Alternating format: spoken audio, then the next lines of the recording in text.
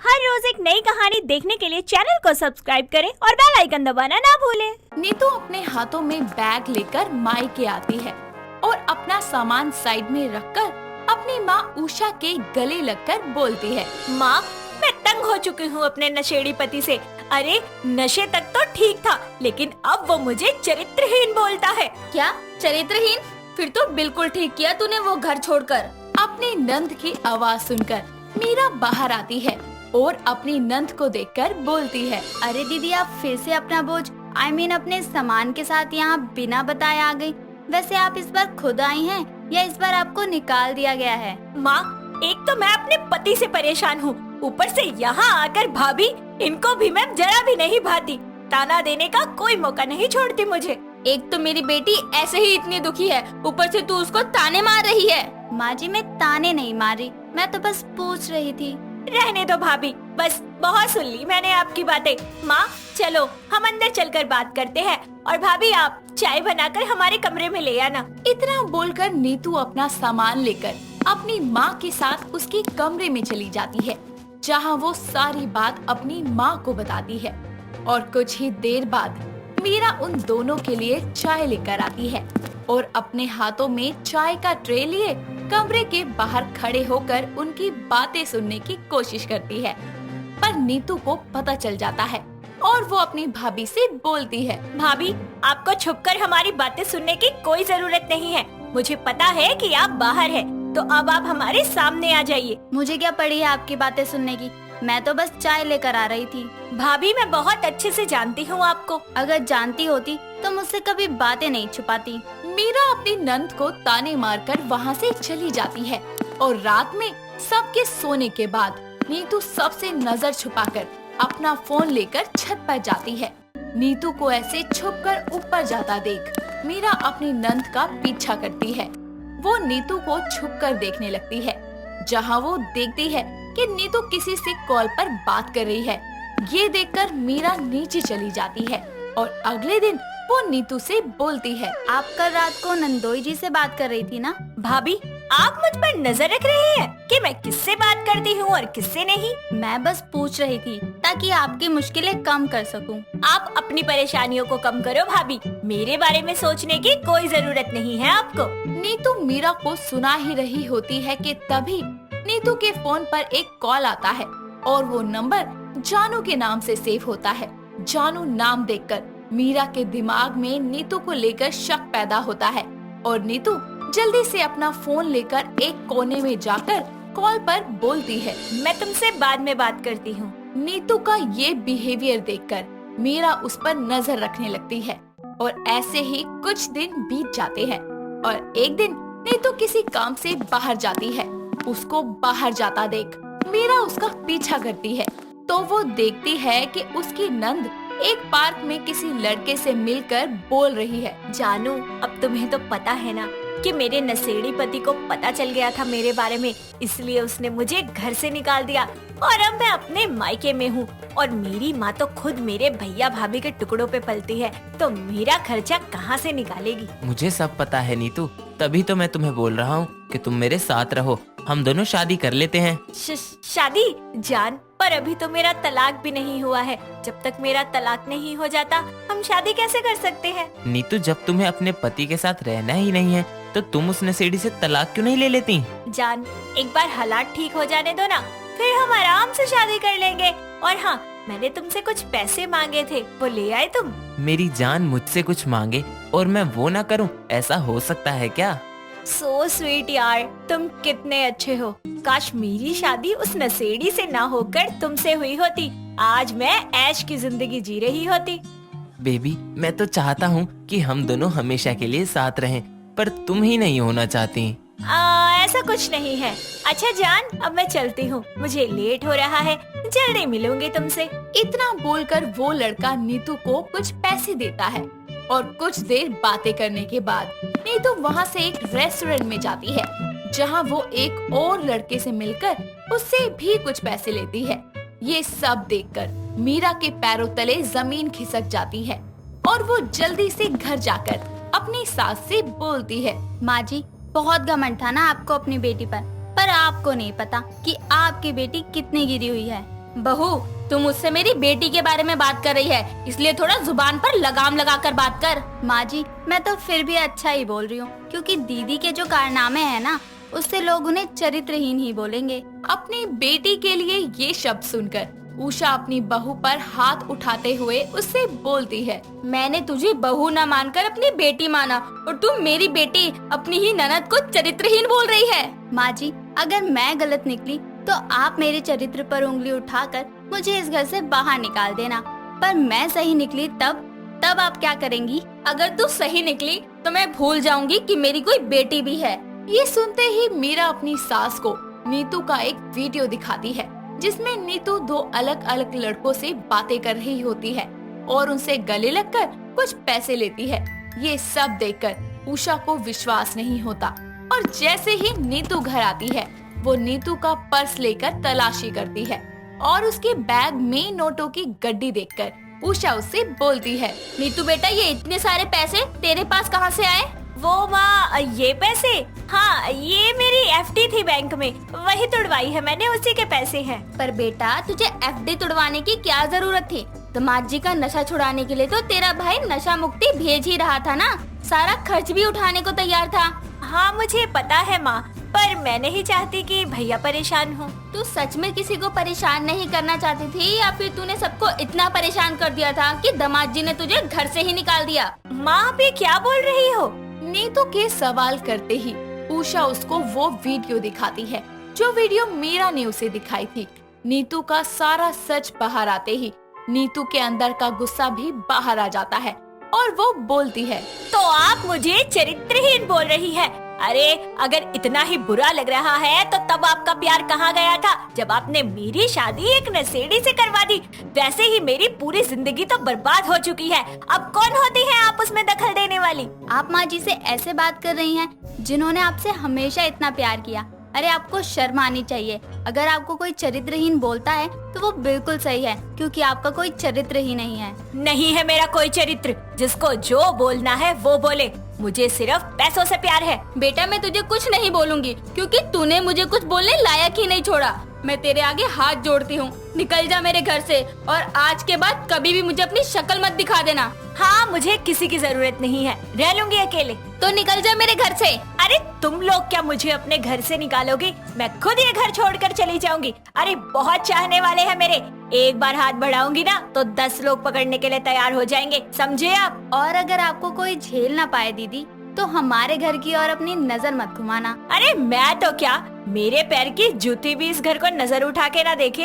इतना बोलकर नीतू अपने पैसे और अपना सामान लेकर घर से निकल जाती है और अपने जानू को कॉल करके उससे हेल्प मांगती है, पर उसके बुरे समय में भी कोई उसका साथ नहीं देता और उसको ये समझ आ जाता है कि अपने अपने होते हैं और पैसों से प्यार करने वाले सिर्फ पैसों से ही प्यार करते हैं।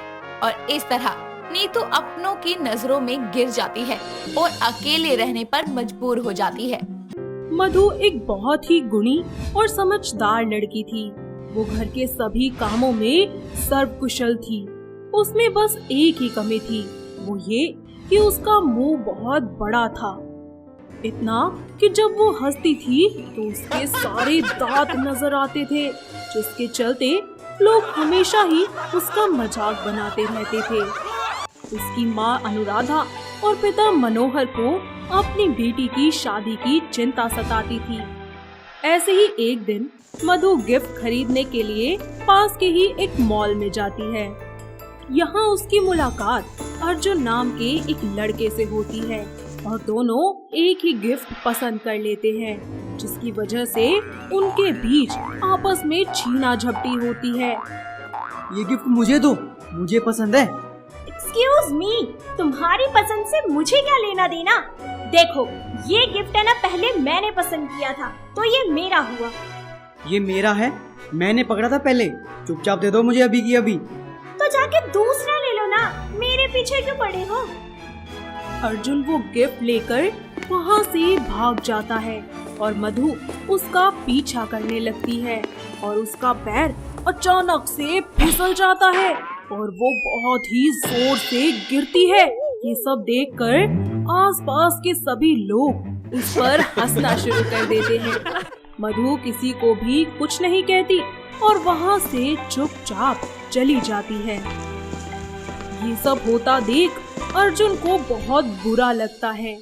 ऐसे ही एक सुबह जॉगिंग करते हुए वो मधु को उसके कुछ दोस्तों के साथ एक पार्क में देखता है और उसके पास जाकर बोलता है, हे मिस। तुम मेरा पीछा क्यों कर रहे हो? अरे नहीं, बिल्कुल नहीं। मैं तो यहाँ बस उस दिन के लिए तुमसे माफी मांगने आया हूँ। माफ कर दो मुझे। अरे किस चीज की माफी? मेरी उस दिन की बदतमीजी के लिए। मेरी वजह से वहाँ के लोगों ने तुम्हारा इतना मजाक बनाया। I am really sorry. चलो ठीक है, कोई नहीं, माफ किया मैंने तुम्हें। दोनों काफी देर तक एक दूसरे से बात करते रहते हैं और दोनों अपना नंबर भी एक्सचेंज कर लेते हैं। देखते ही देखते वो दोनों बहुत अच्छे दोस्त बन जाते हैं और कुछ ही दिनों बाद उनकी दोस्ती प्यार में बदल जाती है।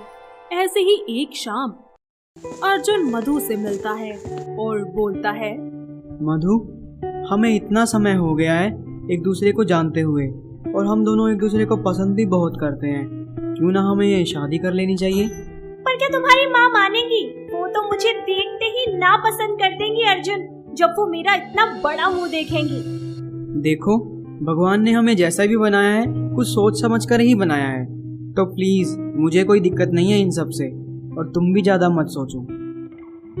अर्जुन के रिक्वेस्ट पर मधु उसकी बात मान जाती है। अर्जुन अपनी माँ सरला को उससे मिलवाता है। माँ, ये मधु है। मैंने इसी के बारे में आपको बताया था। मेरा लाला मुझसे कुछ नहीं छुपाता, मुझसे सारी बातें बताता है। पर तुझे देख, तूने तो अपना मुंह तक छुपा रखा है। अरे माँ, मैंने मन्नत मांगी थी कि आप जब तक रिश्ते के लिए मान नहीं जाती और हमारी शादी नहीं हो जाती तब तक मधु घूंघट में ही रहेगी। तुझ पर तो पूरा विश्वास है मेरे लाल, तू टेंशन मत ले। बड़े धूमधाम से होगी मेरे लाला की शादी। कुछ ही दिनों बाद दोनों के घर वालों की रजामंदी से उनकी शादी हो जाती है और शादी के बाद मधु अपने घर की सारी जिम्मेदारियां अच्छे से संभाल लेती है और अब वो सारा दिन घूंघट में ही रहती थी, जिसे देखकर उसकी सास बोलती है, अरे बहू, अरे अब तो शादी भी हो गई और तेरी मन्नत भी पूरी हो गई। अब तो अपना चांद सा मुखड़ा दिखा दे मुझे। नहीं माँ जी, अभी मन्नत पूरी होने में थोड़ा टाइम है। अरे बहू, तू तो ऐसे शर्मा के पीछे हट रही है जैसे कि मैं तेरा जेठ हूँ। सरला जैसे ही मधु के पास जाकर उसका घूंघट उठाती है तो उसका बड़ा सा मुंह देखकर उसके तो होश ही उड़ जाते हैं और वो गुस्से से तिलमिलाती हुई बोलती है, हे राम जी, अरे बहू के रूप में तो मुझे दानव मिल गई, दानव। इतना बड़ा धोखा मेरे साथ। सच्ची सच्ची बोल कलमुही, कहाँ है मेरी बहू? मैं ही आपकी बहू हूँ सासू माँ, इसमें मेरी कोई गलती नहीं है। अर्जुन ने मुझे जैसा बोलने को कहा मैंने वैसा ही कहा। मैं तो आपको सच बताना चाहती थी पर उन्होंने मुझे मना कर दिया था। झूठी, तुझे क्या लगता है कि मैं तेरी बात मान लूंगी? अरे मेरा लाला मुझसे कुछ नहीं छुपाता, आने दे उसको। रात को अर्जुन घर आता है और उसके आते ही सरला उससे पूछती है, अरे मेरे लाला, अरे क्या देखा तूने इसमें? इसका मुंह देखा है तूने? अरे हंसती है तो लगता है जैसे पूरा गांव समा जाएगा इसमें। माँ, मैंने उसकी खूबसूरती से नहीं, उसके दिल से और बल्कि उसके गुणों से प्यार किया है। अरे इसके फटे हुए मुंह के चलते मैं लोगों को मुंह दिखाने लायक नहीं रही। अरे अब क्या होगा?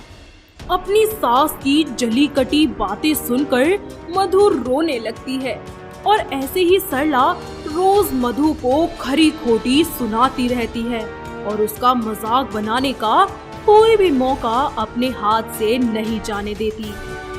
अरे ओ कलमुही, एक बात तो बता, तूने मेरे लल्ला को कैसे फंसा लिया अपने इस बड़े से मुंह से? माँ जी आप ये कैसी बातें कर रही हैं?